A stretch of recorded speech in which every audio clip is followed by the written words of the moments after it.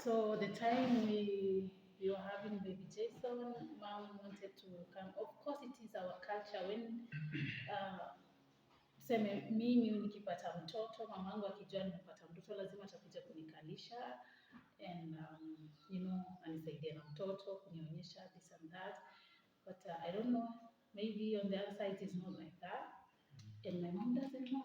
Niambia how do you even ambia yeye sasa hii watu hawapendingi hivi, the way she will take you hivi is even ni ngumu kumwambia hawezi lala kwetu kwa sababu hii culture ya watu iko hivi na hivi, so it was a bit challenging, ilikuwa ngumu kiasi, but with Lord imekuwa rahisi because after all we just apart from culture, yes culture tunaitwaje, tunaifuata, lakini at the end of it you just look at yourself and who you are in the Lord and and what does this cultural thing work for a believer, does it work, and if you still carrying all that mzigo to the Lord, and there's also a question because kwa nini Biblia inasema nini? Inasema there's no Gentile, there's no Jewish, slave or non-slave, we are all the same before God.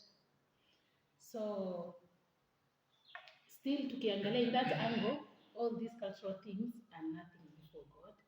Muhimu ni the two people wenye wameagree wakakuja pamoja. It is them now to just look on, fix their eyes on the Lord and work, try to work their marriage out. Yeah. Mm-hmm. Actually, when we look at our cultural beliefs and practices, we don't despise them, but they should not block anybody from getting married to whoever she or he likes or he loves. Na so ukipata ile practice ama belief yenye inakukandamiza, hiyo si belief nzuri. And so as much as we want to exercise them, we also need to accept that we have God and the Word, and also ask ourselves, what does the Bible say about this? Does the Bible talk about ethnicity? Does it really say that you should not marry? Because the Bible says a man shall leave his father and mother and shall be linked to his wife, and they shall become one. So it does not say a Kikuyu man shall leave a Kikuyu man and get married to a Kikuyu lady. It says a man and a woman. And so when we look at the word and we put God first, everything shall just move on smoothly. And that is why I want to tell all of us who are thinking that this thing cannot work and who are being intimidated by our cultures and beliefs and our communities, practices, our parents, they say, ukiniletea kabila hii hapa. We grew into such kind of environment. But we thank God because we are now enlightened. We have seen the light. The Bible says when you receive the light, you walk in the light.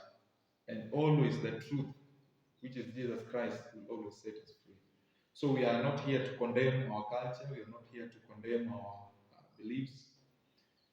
We are going to work with those that are workable with. But then those that are trying to press us down and oppress, I think we cannot do with that. And so I said there are three things that you should put before or ahead of us mostly in cross-cultural marriages. Also in other marriages, these things are key. But then we just like she said and I say that put God first. Our marriage worked because we prayed over it and we decided not to listen to what is around. We decided not to listen to the community and to what our beliefs are talking about. We decided to listen to God. and we decided to give ourselves to God and our relationship and our marriage, everything to God so that we can make it. Could it not be God, hatungekuwa tumekaa hata hapa sisi wawili, kwa sababu hata ile mambo tulisikia around us from friends, family and neighbors, we could not have made it. But we decided to focus on God. So the number one thing in everything, marriage, whether cross-cultural or natural marriage, you need to put God first and ask Him for direction. Number two is love. Love covers a multitude of sin. The Bible talks about love. God says, if you don't love, you're like a murderer. So where love is, where love rules, any other thing cannot destroy. So we loved each other. She loved me and I loved her. And that is why we could not even hear what people are saying. We could not depend on the cultures and the beliefs, because we loved each other and we knew we are meant together and we shall go far. Then the other thing that we need to always work on is a proactive and healthy communication. Between yourself as couples or potential couple and your family. Do not despise their family either way. Just talk to them in a very sober way and maintain that communication. Just talk to them. It doesn't matter. Just talk to them, and also in your relationship, in your marriage, make a habit of a proactive communication and a very healthy one. And with these three, I am very sure that it is going to work. Let us not focus on the negativity. Let us not focus on it can't work. Let us say it can work. It can work with God, with love, and with proper communication in the house, in your relationship, and beyond. Yeah. So these are the things that we need to cling onto. Let us forget about the language. So long as you guys, you can communicate, the other third party, we can translate for them. Yeah. So long as two of you can communicate well and understand each other. Yeah. Issue ya language, wazazi tunaweza wakafanyia translation. Haya, hata hawa watu wengine marafiki, yeah, tunaweza wafanyie pia. Lakini kama nyinyi you can talk, it's fine. Kama nyinyi mtakaa chini mseme kwetu kuko hivi, kwetu kwa wengine kuko hivi, and you decide now you are going to, mtachukua hii moja, hizi tatu mwache, na huku tuchukue mbili, hizi nne tuache. You work with this and you make your own in your own house, and you are going to go. So may God help us. Siri ingine ni because this marriage is us, me and him, hakuna other partner. Even the children are bonus and a blessing, and at some point they will leave us, and leave us tukiwa tu wawili na waendelee na maisha yao. So and siri moja ni you never allow someone else to kuja katikati yenu. Hata family, mama, baba, madada, nini, do not give them that room for anyone to be in between you. Sababu God has made you one, mwili moja. Unaona, kwa nini mtu ajaribu kuingia? Kwa nini hata si mtu ajaribu, hata mtu akijaribu, why would we allow it? See, do not allow anyone to kuingilia your marriage. It is you two first. Other things come later. Families, they will come later. But this is one body, and we should put ourselves first. If not, utasikia papa amesikia mwingine, mimi nimesikia side nyingine, tunaleta sasa conflict kwa nyumba yetu, and people are happy out there. So rule number 1 in our marriage is we put ourselves first, because this is a union that God blessed. And then why would we allow other people to to break it? So siri moja ni kujiweka Number one is my family. From his side, number one is me and him and our children. And then later, when we are one, when we are united in spirit and in heart, that way we can even, help people who are connected to us. But when our spirits are, divided because of huyu amesikia hii sijui nini, kuna story kati yetu inakuwa issue. See? So first thing is us. And then when we are united is when we can even help outside the family, extended family, and even the ministry. Because the ministry, I cannot do a ministry alone, without my husband, and he cannot do it alone without his wife, because there is a lot out there that we need.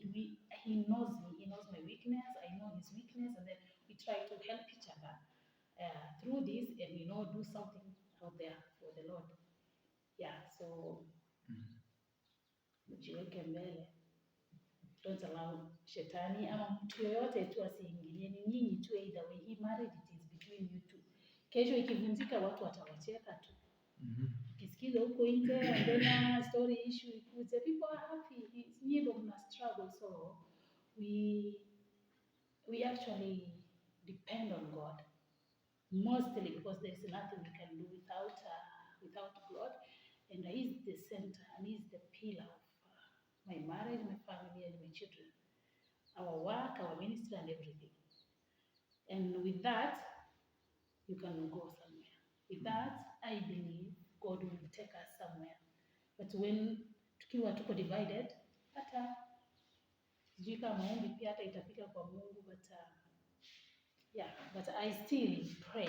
It is still my prayer and my desire to walk with the Lord, to make Him, our pillar always in our life.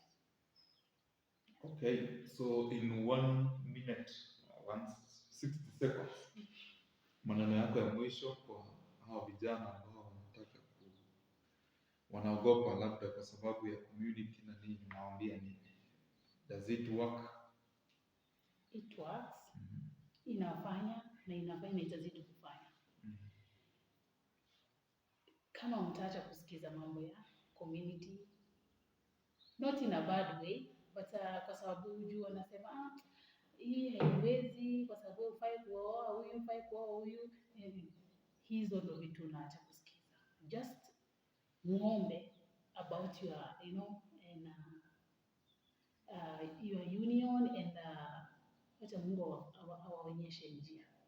Na I'm sure if you guys are meant to be, God will make a way na mtaoana na mtakuwa family ambaye imekuwa kwa Mungu na mtaleta testimony. So mimi nasema tu hizo vitu yenye maneno ziko nje zisiwavunje roho, zisiwafanye mkae sasa single forever, sababu hujapata rib yako. What if your rib is in huko inaitwaje, Filipino? Mungu atawaletanisha na Mungu atawork things out when you guys are meant to be. So mimi nasema tu mweke Mungu mbele and pray about it, and wacha Mungu akuonyeshe njia. Yeah, and yesterday I was talking to a certain guy na akaniambia Mungu hakupeangi yule mtu unataka, anakupea yule mtu ambaye ni bora kwako. So God does not just give you what you want, because when you read the book of James, it says you covet, you kill because you want this, you pray, you fast, you don't get because you pray amiss. So sometimes you can pray for somebody, you can want somebody with the wrong motive, but then God always gives you what is the best for you.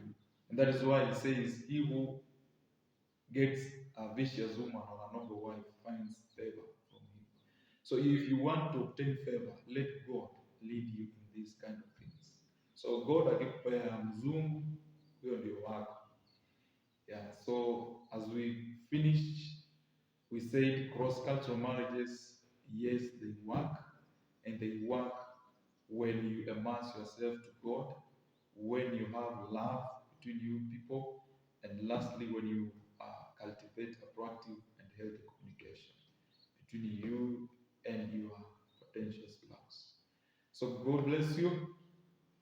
Till we meet again. Ciao. Kwaherini. Kwaheri. Tunawapenda by the way.